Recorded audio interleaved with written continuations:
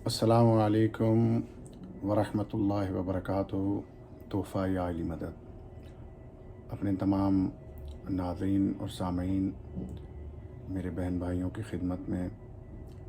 آداب بجا لاتا ہوں، اور آج کی نئی حدیث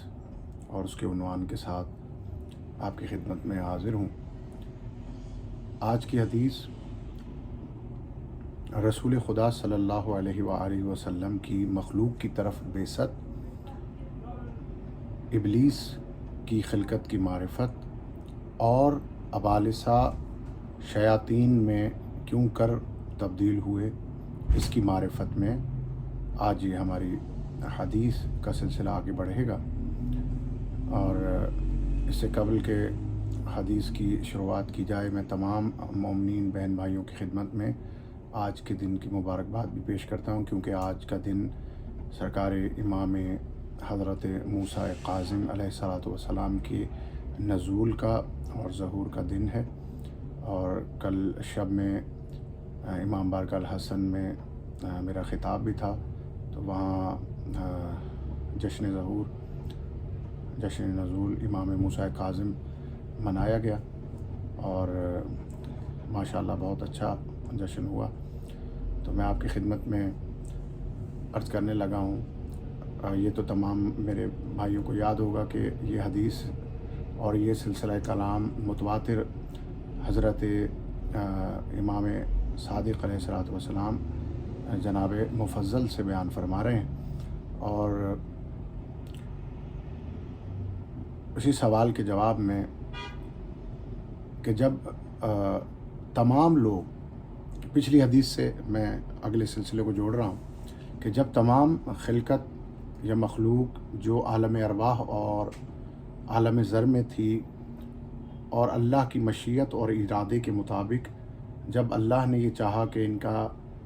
امتحان لیا جائے اور انہیں دار مشقت میں یا دار امتحان میں بھیجا جائے، تو تمام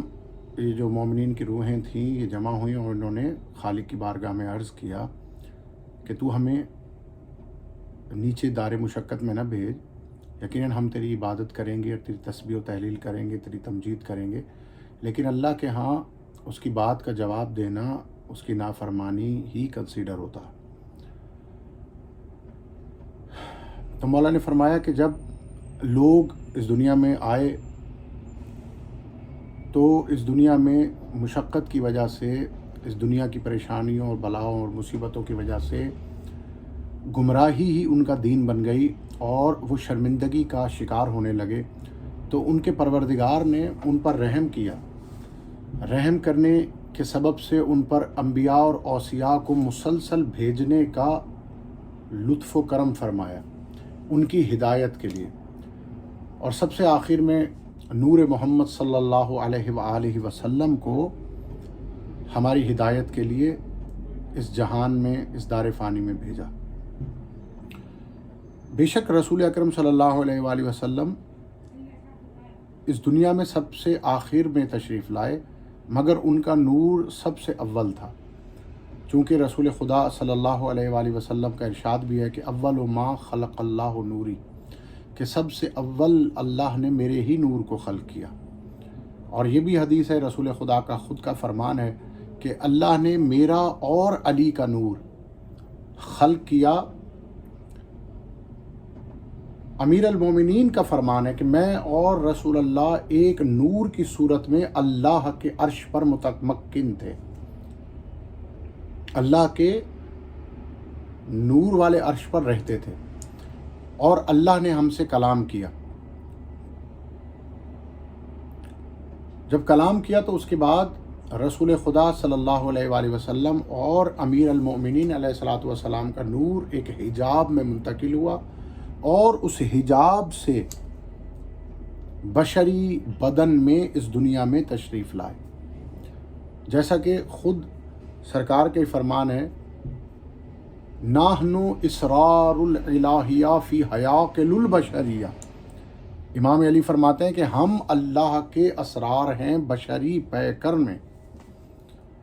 تو تو جب یہ بات یہاں تک پہنچی تو امام صادق علیہ الصلوۃ والسلام سے مفضل نے کہا کہ مولا کیا سبب ہے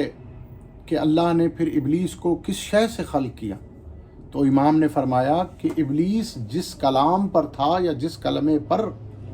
اس کا یقین تھا، اللہ نے ابلیس کو اسی کلمے سے خلق کیا۔ اور اسی سوال کے جواب میں امام آگے بڑھتے ہوئے فرماتے ہیں کہ اللہ نے روح کو تعبیر بدن سے خلق کیا اور ابلیس کو مومنین کی نافرمانی سے اور خطاؤں سے اور لغزشوں سے خلق کیا۔ جب اس نے ان کو خلق کیا تو اس نے اس جگہ پر جہاں وہ کھڑے تھے آسمان کی طرف دیکھا اور اس نے کچھ انوار دیکھے۔ یعنی یہ ابلیس کی بات امام فرما رہے ہیں کہ جب اللہ نے ابلیس کو خلق کر دیا تو جس مقام پر وہ خلق ہوا تو اس نے وہاں کھڑے کھڑے آسمان کی جانب دیکھا تو اسے کچھ انوار نظر آئے جو کہ حجاب میں تھے، اور مومنین کی روح بھی جو کہ اس کے بدن سے مختلف تھی وہ بھی ابلیس کو نظر آئی۔ پس وہ ملعون ابتدائے خلق کو نہ جان سکا کہ وہ کس چیز سے خلق ہوئے، اور اس نے ان کو اس طرح نہ دیکھا جیسا کہ پہلے لوگوں نے جو ابلیس سے پہلے خلق ہوئے تھے انہوں نے ان کو دیکھا تھا۔ اور جس طرح سے مومنین کی ارواح کی تعذیب ہوئی تھی، سرزنش ہوئی تھی، ابلیس کی نہ تو اس طرح تعذیب ہوئی نہ ہی سرزنش ہوئی، اور نہ ہی اس کا ان کے بارے میں امتحان لیا گیا، اور اس کی تعذیب بھی نہیں ہوئی۔ امام نے پھر یہ آیت تلاوت فرمائی جس کا ترجمہ یہ ہے، ہم نے زمین و آسمان کی خلقت کے وقت ان کو گواہ نہیں بنایا تھا اور نہ خود ان کو اپنی خلقت میں گواہ بنایا تھا، اور میں اللہ گمراہ کرنے والوں کو اپنا مددگار نہیں بناتا۔ پھر فرمایا، اے مفضل کیا تم جانتے ہو کہ ابلیس نے نافرمانی کیوں کی؟ میں نے کہا، اے میرے مولا میں نہیں جانتا۔ آپ نے فرمایا، ابلیس اور اس کی ذریت جاہل ہے اور وہ جہل سے خلق ہوئے ہیں۔ سبحان اللہ، ابلیس اور اس کی ذریت جہل سے خلق ہوئے ہیں، نافرمانی سے خلق ہوئے ہیں، اور وہ اللہ کی اطاعت کبھی نہیں کر سکتے، اور نہ ہی وہ ہدایت کے راستے کو جانتے ہیں، اور وہ سرکشی اور بغاوت کے راستے کی اتباع کرتے ہیں۔ اور اللہ نے مومنین کی روح کو حیات سے خلق کیا، اگر وہ شک بھی کرتے ہیں تو رجوع کرتے ہیں۔ یعنی یہ مومن کی نشانی ہے۔ ناظرین اور سامعین، یہ بڑے غور سے آپ نے سماعت فرمانا ہے کہ مومنین کی نشانی یہ ہے کہ جب وہ شک کرتے ہیں تو رجوع کرتے ہیں، اگر جہالت کریں تو رک جاتے ہیں، اور وہ جہالت کرنے کے بعد جب رکتے ہیں تو رکنے پر، اپنے وقف کرنے پر وہ معرفت کا راستہ پا لیتے ہیں، حاصل کر لیتے ہیں۔ اگر مومنین نافرمانی کرتے ہیں تو وہ استغفار کر لیتے ہیں۔ یعنی یہ تین مومن کی نشانیاں مولا نے اس کی خلقت میں، اس کی طینت میں، اس کی فطرت کے اندر مومن کی یہ ڈال دی ہیں کہ مومن اگر شک کرے گا تو وہ رجوع کرے گا، اگر وہ جہالت سرزد ہو جائے گی تو وہ رک جائے گا، اور اگر اس سے کوئی غلطی یا خطا سرزد ہوتی ہے تو وہ مغفرت طلب کرے گا اپنے رب تعالی، رب متعال خداوند ذوالجلال سے، زمانے کی حجت کی بارگاہ میں وہ بار بار استغفار پیش کرے گا۔ مفضل کہتے ہیں کہ میں نے عرض کیا، میرے مولا ابلیس اپنے رب کے بارے میں کیسے جاہل رہ گیا؟ تو آپ نے فرمایا، اس لیے کہ وہ حجاب کی معرفت نہ پا سکا۔ اس لیے امام علی علیہ الصلوۃ والسلام کا فرمان ہے، سامعین میرے بھائی بہنوں، مولا فرماتے کہ ہماری معرفت نورانیہ حاصل کرو، کیونکہ معرفت نورانیہ اور یہ جو بشری پیکر جس میں ائمہ طاہرین بظاہر اس دنیا میں تشریف لائے ان کے درمیان حجاب ہے، اسی حجاب کی ہمیں معرفت حاصل کرنا ہے۔ یعنی اگر ہم ان کو اس بشری پیکر میں دیکھیں تو ان کے سامنے سر تسلیم خم کریں اور اسی بشری پیکر کو ہی ان کا کل نہ سمجھ لیں، کیونکہ یہ بشری پیکر تو صرف ایک اسم ہے، لیکن اس کا جو معنی وہ حجاب کے پیچھے ایک نور کی صورت میں ہے، کیونکہ ہمارا اصل مقصد و مقصود وہ معنی ہے، نہ کہ وہ اسم ہے۔ یعنی ہم مولا کو سامنے دیکھنے کے باوجود بھی اپنے دل میں یہ تصور کریں کہ یہ جو مولا ہمیں ابھی بظاہر نظر آئے یہ بھی مولا کی حقیقت نہیں، مولا اس سے بھی سبحان اور بلند ہے، تب جا کر کہیں ہمیں معرفت نورانیہ حاصل ہوگی۔ اور اس کے بعد بات آتی ہے کہ ابالسہ یا ابالیس شیطان کیسے بنے؟ ان کی پہچان میں۔ تو امام صادق علیہ الصلوۃ والسلام مفضل سے فرماتے ہیں کہ جب ابلیس کو خلق کیا گیا تو مومنین کی خلقت کو دیکھا اور وہ نہیں جانتا تھا کہ وہ مومنین ہے، تو اس نے اپنے دل میں کہا کہ میں تو ان سے بہتر ہوں۔ جب یہ اپنی اشباہ میں آئے تو اس نے ان کا انکار کر دیا اور کہا کہ یہ کیسے ہو سکتا ہے کہ میں ان کے ابدان میں آنے والوں سے بہتر ہوں، میں ان کے جسموں میں چل سکتا ہوں لیکن یہ میرے جسم میں داخل نہیں ہو سکتے۔ یعنی جب مومنین کے ابدان میں روحیں نہ داخل ہوئی تھیں اور وہ جسم تھے تو ابلیس اور اس کی ذریت مومنین کے بدنوں میں داخل ہو سکتے تھے، ان کے جسموں میں داخل ہو جاتے تھے۔ تو اس بنا پر انہوں نے اللہ سے کہا کہ یہ تو مجھ سے افضل نہیں ہو سکتے کیونکہ میں ان کے بدنوں میں داخل ہو سکتا ہوں، مجھ میں یہ کمال ہے، میرے اندر یہ برتری ہے کہ میں ان کے بدنوں میں داخل ہو جاتا ہوں، یہ میرے ابدان میں داخل نہیں ہو سکتے۔ تو اسی بنا پر اس نے اپنی فوقیت کا، اپنی برتری کا، اپنے بلند اور اعلیٰ ہونے کا اعلان کر دیا، اور وہ بڑھا اور اس کی اولاد بھی ابدان میں داخل ہونا شروع ہوئی کہ جن میں ابھی روح نہ تھی، اور اس نے کہا ہم ان سے بہتر ہیں اور ہم ان پر فوقیت رکھتے ہیں کہ ان پر حکومت کریں، اور یہ ہم پر حکومت نہیں کر سکتے، ہم ان کے ابدان میں داخل ہو جاتے ہیں، یہ ہمارے ابدان میں داخل نہیں ہو سکتے۔ بس اس نے اور اس کی اولاد نے مومنین کی عداوت میں اتحاد کر لیا اور اسی دن اس کا نام ابلیس رکھا گیا۔ سامعین و ناظرین، امام نے اس حدیث کو آگے جاری رکھتے ہوئے فرمایا کہ جب اس نے اور اس کی اولاد نے مومنین سے عداوت اختیار کی تو اللہ نے محمد صلی اللہ علیہ وآلہ وسلم کو نور بنا کر انبیاء اور مومنین کی طرف مبعوث کیا اور ان کا تعارف کروایا اور ان کی خلقت کو آسمان و دنیا کے ساکنوں کے لیے خاص کیا، اور اللہ نے اپنی تمام مخلوق کی مدد محمد صلی اللہ علیہ وآلہ وسلم کے ذریعے کی تاکہ وہ گمراہ نہ ہو جائیں، اور محمد صلی اللہ علیہ وآلہ وسلم ان کی ہدایت کے راستے پر گامزن کر دیں۔ اور اللہ نے فرمایا اے محمد ان کی طرف جاؤ اور ان کو ابلیس اور اس کی اولاد سے ڈراؤ۔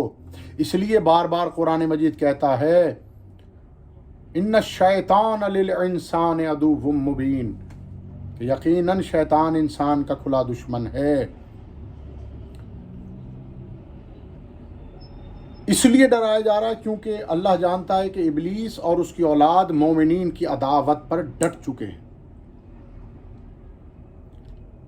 ہم نے مومنین کو اس بات پر مقدم کیا ہے کہ وہ ابلیس کو نہ بتائیں کہ ان کی خلقت کس شے سے ہوئی، اور ان کا معاملہ آپس میں پوشیدہ ہی رہے، اور یہ اطاعت و نافرمانی کا امتحان تھا، کیونکہ تقیہ میرا دین ہے اور میرے آباء و اجداد کا دین ہے، جس کا تقیہ نہیں اس کا ایمان نہیں۔ اور اللہ نے مومنین کو تعدیب کرتے ہوئے فرمایا کہ عنقریب میں تمہارا دشمن خلق کروں گا۔ سامعین و ناظرین، اس سے قبل کہ ہم آگے اس حدیث کے بارے میں کچھ پڑھیں، ایک چیز میں واضح کر دینا چاہتا ہوں۔ یہاں لفظ تقیہ امام نے ارشاد فرمایا، تقیہ کے بہت سارے پہلو ہیں، بہت ساری شاخیں ہیں، ان میں سے ایک جو عظیم شاخ تقیہ کی ہے وہ یہ ہے، یہ میرا پیغام آن لائن جائے گا، پوری دنیا دیکھے گی، تو میں آپ کا بھائی، آپ کا بیٹا ہونے کے ناطے یہ آپ کی خدمت پیش کروں کہ اپنی جو معرفت ہے آپ کی، جو آپ نے کسب کی ہے، جو مولا نے آپ کو عطا کی ہے، وہ کم ہے یا زیادہ ہے، لیکن اپنی معرفت آپ اپنے تک محدود رکھیں، اپنی معرفت کو کسی دوسرے انسان پر زبردستی ٹھونسنے کی یا مسلط کرنے کی کوشش نہ کریں۔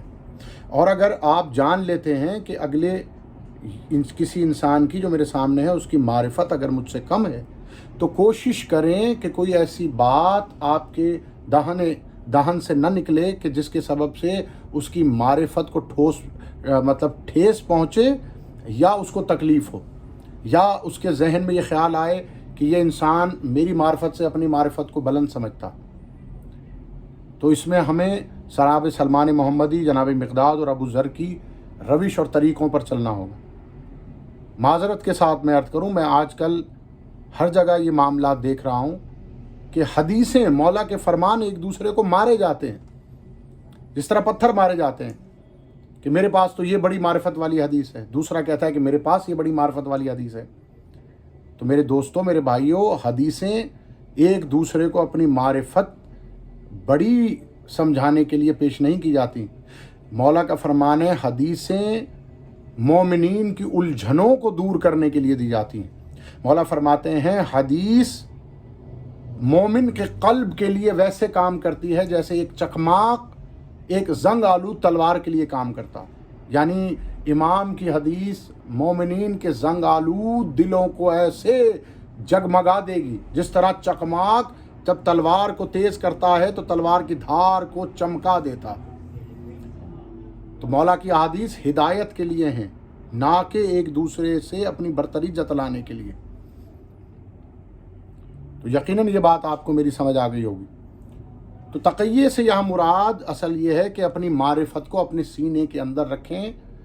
اور کوشش کرتے رہیں کہ آہستہ آہستہ پیار کے انداز میں اپنے دوسرے مومن بھائی کے قلب پر نقب لگاتے رہیں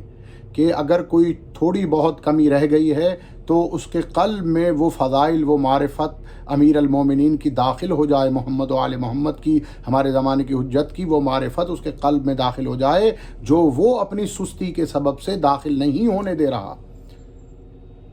تو بڑی معرفت والے کا کام یہ ہے کہ وہ اپنے سے چھوٹی معرفت والے کو شفقت اور پیار سے اس کے قلب پر نقب لگائے، نہ کہ اسے تکلیف پہنچائے، تاکہ اگر ہلکی سی کہیں سوراخ یا روشنی نظر آئے تو وہیں سے مولا کے اس فضائل کو، اس معرفت کو اس کے دل میں بیج کے طور پر بو دیا جائے۔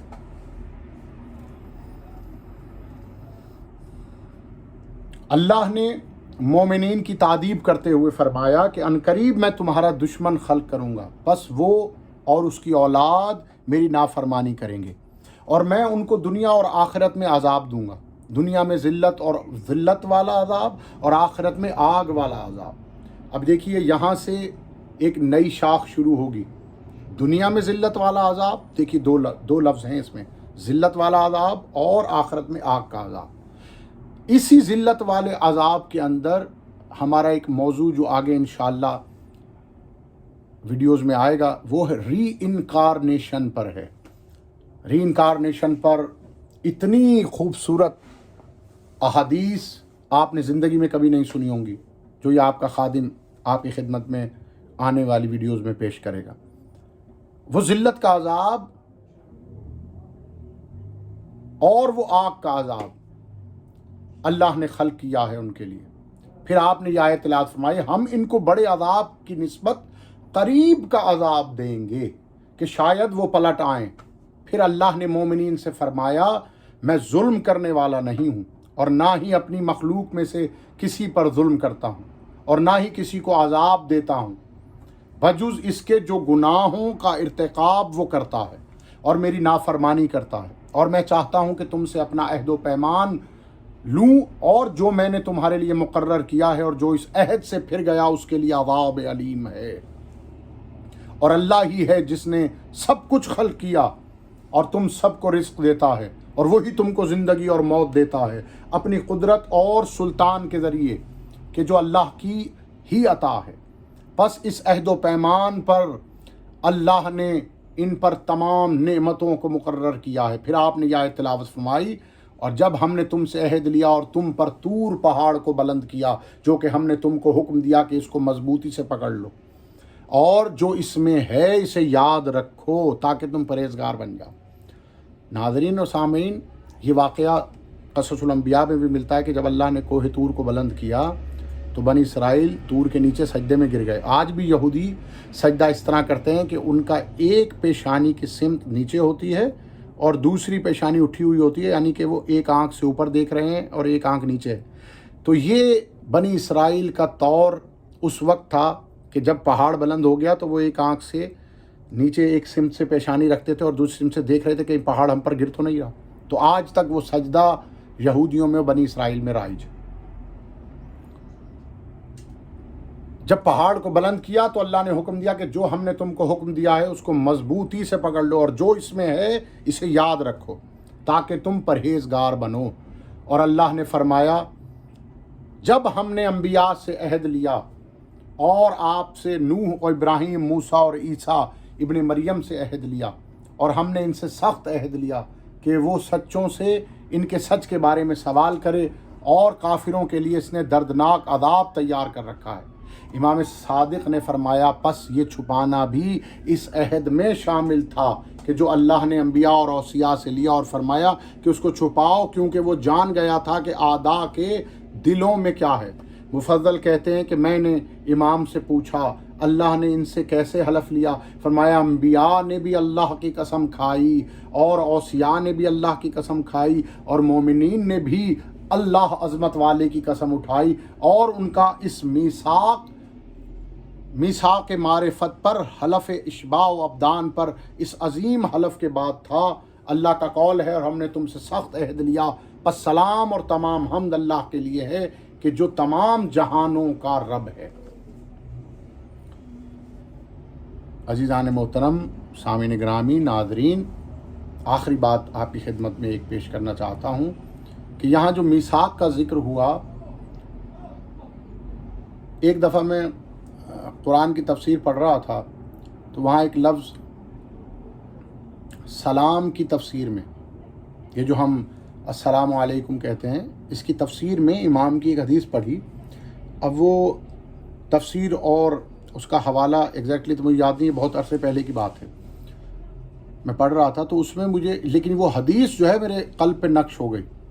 वो मैं आपकी खिदमत पेश करता हूँ। आप देखते हैं कि अक्सर मोमिनीन, और मेरा भी यही तरीक़ा है कि जब मैं मिलता हूँ तो आपसे अस्सलामु अलैकुम और या अली मदद कहता हूँ। तो कुछ मोमिनीन इस बात पर नाराज़ हो जाते हैं, वो कहते हैं सलामु अलैकुम करना हमारा तरीक़ा नहीं, हम तो सिर्फ या अली मदद ही कहेंगे। और कुछ मोमिनीन कहते हैं कि अस्सलामु अलैकुम कहो और या अली मदद भी कहो। तो मैं इन दोनों मोमिनीन की ये उलझने दूर किए देता हूँ। इमाम फरमाते हैं ये जो अस्सलामु अलैकुम तुम करते हो, ये अल्लाह की वहदानियत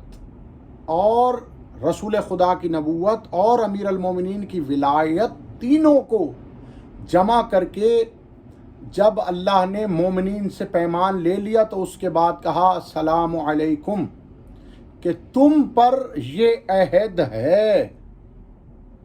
अगर ये अहद पूरा करोगे तो सलामती है। यानी सलामती को, तवज्जो, इन तीनों चीज़ों को सलामती में रख दिया, यानी तौहीद, नबूवत और विलायत अमीर अल मोमिनीन और आइम्मा की जो विलायत है, इनके अहद और इकरार को अस्सलामु अलैकुम में रख दे। यानी सलामती तब है कि जब इन तीनों अहद व पैमान पर हम पूरा उतरेंगे। तो जब मोमिन एक मोमिन से मिलता है, ज़ियारत करता है, तो वो एक दूसरे को कहते हैं अस्सलामु अलैकुम या अली मदद। तो इसका मतलब ये है